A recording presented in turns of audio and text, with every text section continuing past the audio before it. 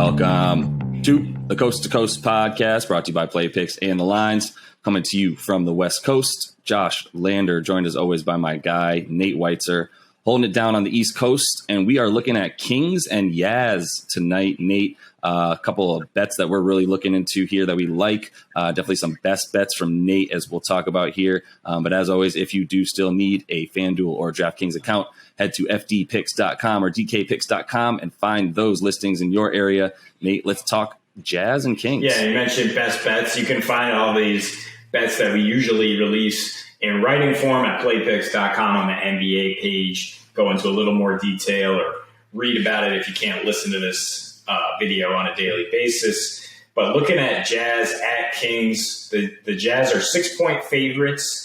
And the total was the first thing I wanted to see. It's 226.5. I think Kings games should easily be over 230 right now, considering with a 245 in their opener with the Blazers. Granted, the Blazers are a much worse defensive team than the Jazz, but I'm not at all worried about the Jazz offense, especially in this matchup. Their last four against Sacramento, 123, 128, 154, franchise record, and then 121. And three of the first four of those went over. The last one went under because it was the last weekend of the season, and the Kings only scored 99, and they didn't have Fox or Halliburton or who knows who else in a pointless game there. And both of these teams have support for the over. The Kings went 21-14 to the over at home last season. The Jazz went 32-19 when they were on equal rest with their opponents to the over, and most of their unders, or a higher percentage, went under in division games. So when they go outside the division, when they go on the road, still scoring 116 points per game on the road, I definitely like their chances to top that team total, which is about 113 right now. And I think that the Kings, just early in the season, they bring it. Eventually, they seem to fade away and get more and more dysfunctional. But I think that they can match points on offense. Mike Conley, at this stage in his career, not a lockdown defender. I think Fox and Halliburton can get theirs. And we just saw the Utah defense in the playoffs pretty exposed by a kind of space and pace look with the Clippers. And I think the Kings are so guard heavy right now. They just hit 17 threes in their opener. They shot. And I think that they can match threes with the Jazz team that led the NBA in three-point percentage last year. Second in three-point percentage. Second behind the Clippers, correct. Yeah. So I'm not worried at all about the fact that the Jazz held the Thunder to 86 in their opener. I think this game will be much more high-scoring. I think you can jump on that over. Yeah, no, I'm feeling it. It's with the Kings. It's really a matter of, are they making shots? To your point, I mean, De'Aaron Fox is definitely run and gun.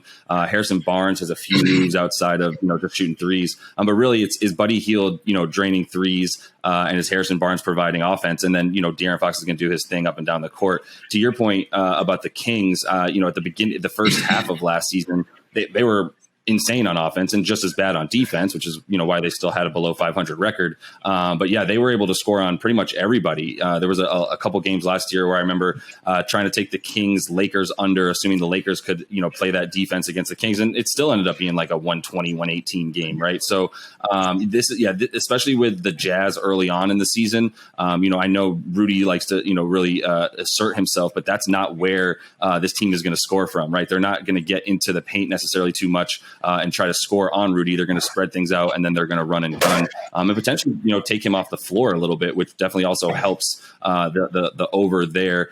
It's tough for me to bet against the Kings early on in the season. To your point, they did start out pretty hot. They had a couple in the last two seasons. They've had a couple of 8-game winning streaks that kind of came out of nowhere. A couple of them were early on in the first 20 games of the season.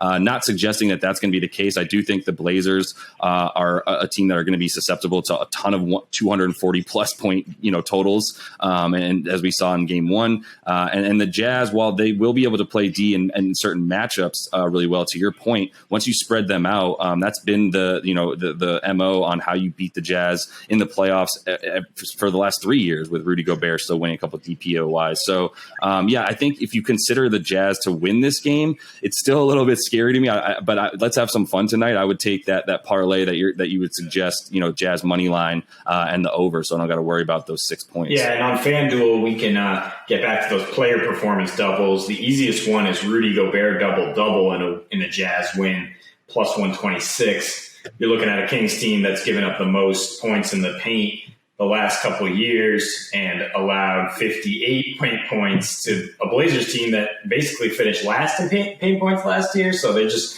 giving it up, down low. Obviously, Gobert can get his points and rebounds in this matchup, and all you need is a Jazz win.